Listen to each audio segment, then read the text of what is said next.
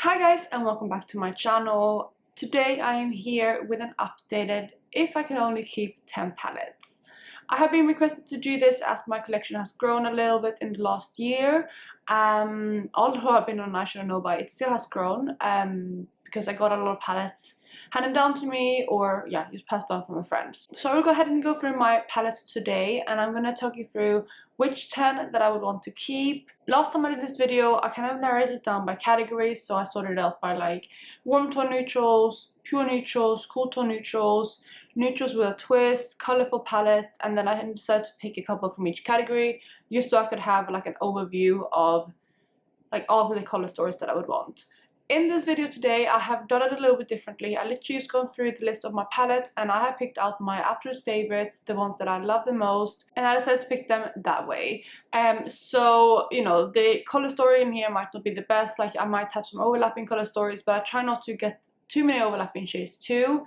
But these are the 10 palettes that I would keep if I had to like declutter the rest of my collection, which thank God I don't have to do because there's so many palettes left in my drawers that I love too. But yeah, I'm excited to go through the palettes that I have chosen today. So before I jump into them, if you're new here, please consider subscribing. I would love to have you in the family. Let's jump into the video.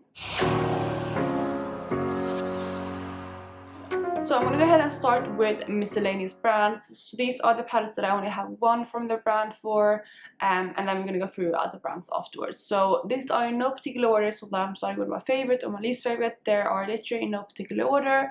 I just want to share with you the 10 palettes. So first up we have Colourpop, the Child palette. This is the Mandalorian palette that they did in collaboration with Star Wars. And this is the first palette that I would keep. You all know that I love this color story. I love the greens in here. I feel like they are super wearable. I feel like they yeah, they're just like such a beautiful color story. I love how the neutrals are paired with the greens as well, and you can see how well loved this palette is. I've had it in a couple of projects. It's been my project level up too, and I currently have pan in every single shade apart from this shade here. So it is a very well loved palette in my collection, and I really do love this one. I have talked about this palette a lot and how much I love it, so I don't think it's a surprise for you that I included this one in here. I love that you have these kind of more murky greens, which are like my favorite kind of greens. Actually, I do love a warm tone green as well, but I do love the greens in here. You also have more like typical mint shade, and again, more kind of like a sage shimmer, which kind of goes very well with the kind of mintier tone. And then you have like these warm toned, like this kind of greeny gold with the neutrals, and you can mix and match, and it's a beautiful color story. I said before that I think this is a really innovative color story, especially from Colourpop. And yeah, I just love this palette a lot, and I would for sure keep this one. Even though it is just a 9-pen palette, I would still keep it because I love it so much. Another palette that I don't think is going to come as a surprise for you guys is this one right here, which is my Rose Quartz palette from Huda Beauty. This is a new-ish palette to me. I've had it for about a year now, and it looks like this. I think I've had it for about a year. Yeah, I think so. I think I got it at the end of last year, I think. But this is a color story again that I really love. I love the undertones in here. It is more of a cool tone palette, which I don't always reach for, but I have gotten more into recently. But the undertones here are very kind of romantic, very rosy, very pink. So they are my type of cool tones. The shimmers in here are absolutely stunning too, like this shimmer here, this one here, this one here. They all are very sparkly, very dimensional, which is something that I love. When I have picked these palettes, I also granted I could keep my single collection, which is where I have most of my special shades. But I also like having some in the palettes, and yeah, in this one, there's definitely quite a few. So it's a really beautiful color story, and again, I was really surprised with this palette. I didn't expect to love it as much as I do when I first got it. I actually was supposed to pick this up for a friend. I bought it as a present for her, but then she already had it, so I decided to keep it instead in my collection. And I'm so glad that happened because it is really a color story that I love. And I think this would give a lot of variety to the list of palettes that I have decided to keep. Next up and last for the kind of miscellaneous brands, we have my Club Nebula palette from Kaleidos.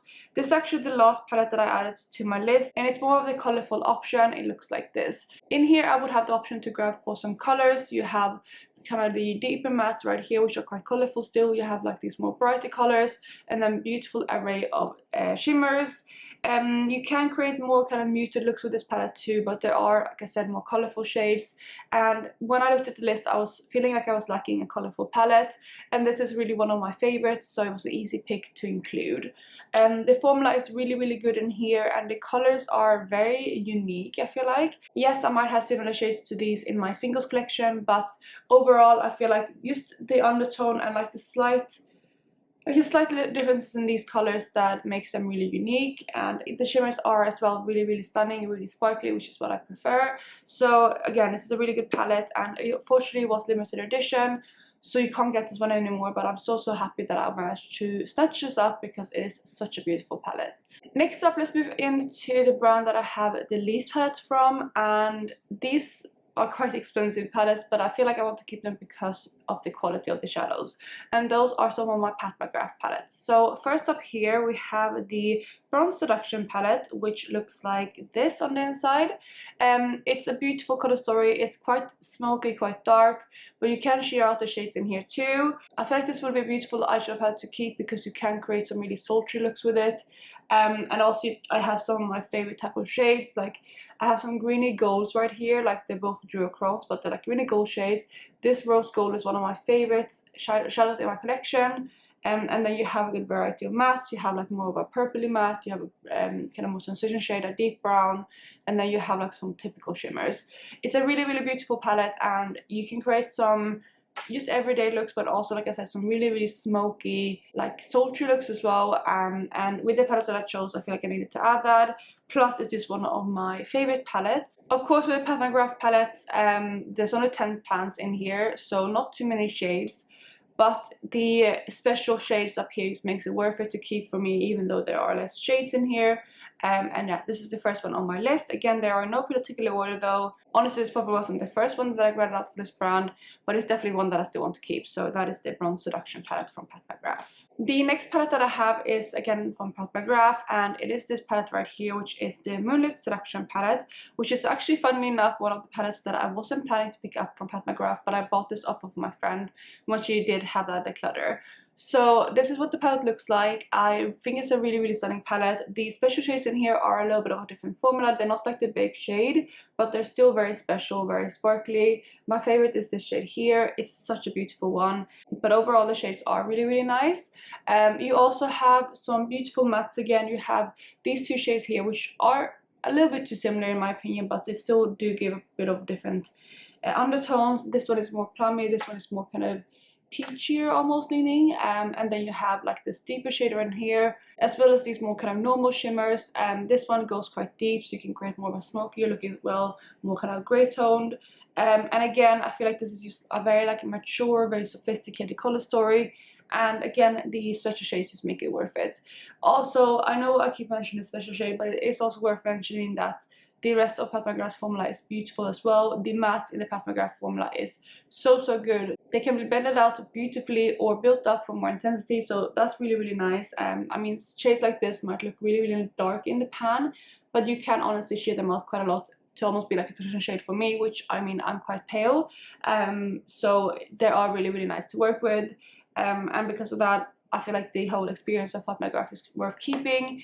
And if I could only keep 10 palettes in my collection, I think I would want to invest and just keep the ones that are super high quality, that I really love using. And that means that I could get more use out of my nice palettes like these, because I feel like sometimes they got neglected in my collection, especially because I have so many things. But yeah, if I could only keep 10, I would definitely focus in on the more kind of high-end expensive palettes in my collection. Not just because they are expensive, but because they are high quality. Then the last palette from Pat McGrath that I would want to keep is probably my favorite, and that is actually my first Pat McGrath palette too, which is the Utopian Dream palette. This is such a beautiful color story, and this is more like up my alley. I mean, this is such a beautiful color story. It's honestly, when she released this, I know a lot of people were disappointed because they wanted more of a colorful palette, but these are just my tones. This is like me in a palette, and I absolutely love it. So the special shades in here are so beautiful. Like these two shades here are very dimensional and unique. You see here we have like a pink to purple to blue, and this is like a pink to gold. And yeah, they're really stunning. We also have this gold, which is more of a kind of like, I guess, the let me down of the special shades. This, it's still really pretty, but it's like not as special as other ones. And then we have this one here, which is a multichrome, which you might be able to see in the mirror there. But overall as well, this side of the palette I really love. I love the mattes. This is more of a kind of warm toned mauve shade. This is a peachy shade, and then we have a brown, but the brown isn't too deep. And again, I am quite pale, and I don't always like going for super like a deep look, so it works really well for me. This shadow here is still really dimensional. It has little sparkles to it, which is super nice. Same with like this shade here. I really like this bronze. So there's a lot of really beautiful shades in here, and again, the undertones are just right up my alley, and I love this palette so much.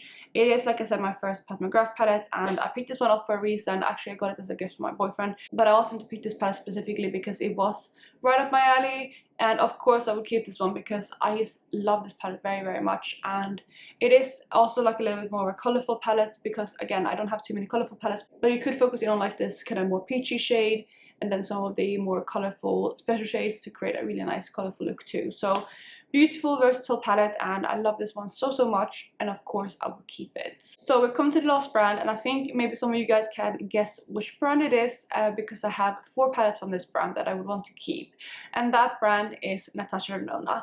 So first up, for the Natasha Denona palettes, we have this palette right here, which is the Metropolis palette. I don't know if this one is available anymore, but this was also my first Natasha Denona palette. I picked this one up myself, and it was the first one I decided to go with. I was always choosing between this one and the gold palette, but I decided to go with this one because it has more shades, and it has more of the greens, which I love, and then like it has some warm tones, some golds, and it has more variety. I don't think I love this one as much as the gold, but I still love this palette a lot, and like I said, it has a lot of variety in the palette too, so it would be a perfect palette to keep.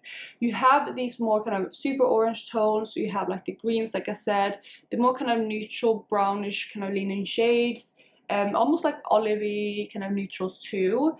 You have a few pops of colors, so if I wanted to make a blue look, I would have a shade in here, and like for example, this one would pair beautifully with the shades in the Kaleidos Club Nebula palette. So there are a lot of options in this palette, and of course I would keep it because it's a super versatile one and the quality is really nice.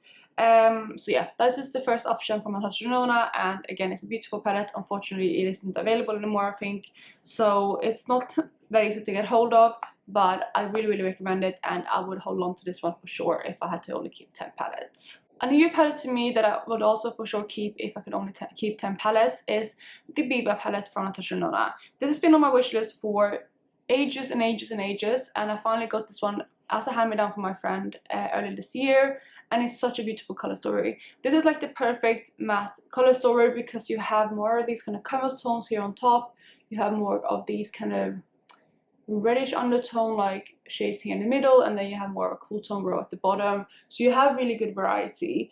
You do also have 3 shimmers, but I would keep this one for the mattes, and I would feel like this would be the perfect neutral tone palette to pair with my indie shimmers, and use like other things in my collection. And this is one that I would for sure use so much if I only had 10 palettes in my collection, because it's such a versatile palette. And I know a lot of people might not like a palette like this where it is majority mattes. Again, you do have a few shimmers in here, so you do have the options to reach for this palette for a full look too. But when it comes to like matte heavy or full matte palettes, and a lot of people don't love that because they like making a look from one palette. But honestly, I am very much a person that mixes and matches between my palettes and also between my palettes and my singles. And this would be like the perfect companion palette for my singles eyeshadows.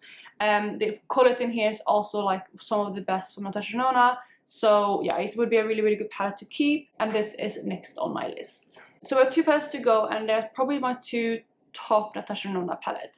Next up is a palette that might not be the best, like if you think about color story wise and like variety wise, it probably wouldn't be the best palette to pick, but I just love this one so much that I had to include it, and that is the bronze palette. I know this is very like monotone kind of color story. It has a lot of warmth, a lot of richness, a lot of same. Some people say every look you create with this palette is the same, and I can kind of see that in a way. There are a lot of similar undertones in this palette, and obviously they are very like intense, rich kind of undertones, but I just love this palette, and I do feel like this would give some nice additions to my palettes too, and I don't really have these colors anywhere else. Again, I think you know that I love this palette, and I said before that every time I wear this palette it just makes me so happy. I feel so beautiful. I feel so like almost like sultry and warm and like beautiful. And yeah, I love this palette so much, so I would for sure keep this one. And I know that again it is a lot of same in here, but I couldn't put this down. It was added to my list almost instantly when I went through the palettes. And you know, I know there's smarter options out there. I know, for example, like a palette that I pulled out as a maybe I would choose between this one and the Club Nebula palette, but I know, like, for example, a better variety palette would be this one here, which is the Tiny Marvels palette from Sydney Grace. This almost made the cut, so I wanted to mention it.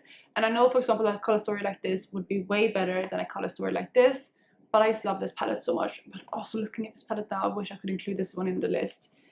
It's such a beautiful one. Again, this one was probably the one that was tied with the Club Nebula palette because they both provide a little bit of color. Yeah, it's such a hard choice between this one, because now I'm looking at it and I feel like I'm leaning towards this palette, but one of those two would be the choice for my 10th palette. But yeah, back to the bronze palette. I feel like this would be a really good addition to my collection.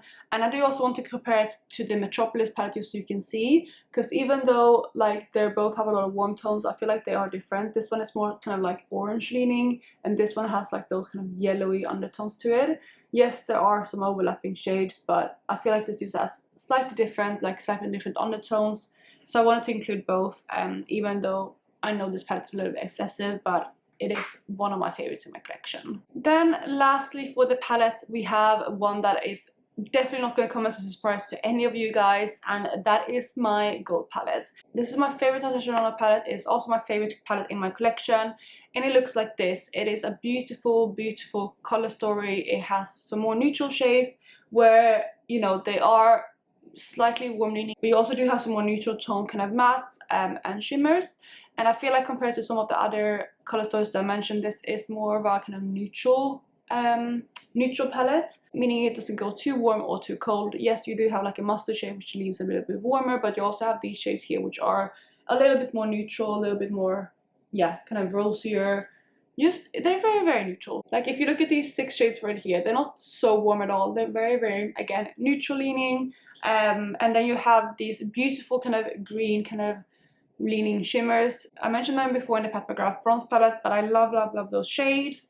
You have some beautiful kind of sparkly shadows too, and I just love this palette so much. If I could only keep one palette, it would probably be this one, to be honest, because it is my favorite in my collection and it's so versatile. You can create some beautiful like everyday looks, but you can also build up like the intensity with its brown, and then you can put like this really vibrant like yellow gold on the lid for more colorful look. You can also create like a blue look if you want, like I guess it's more teal leaning. You can create some with those beautiful like green shifty shades, and it's such a versatile palette.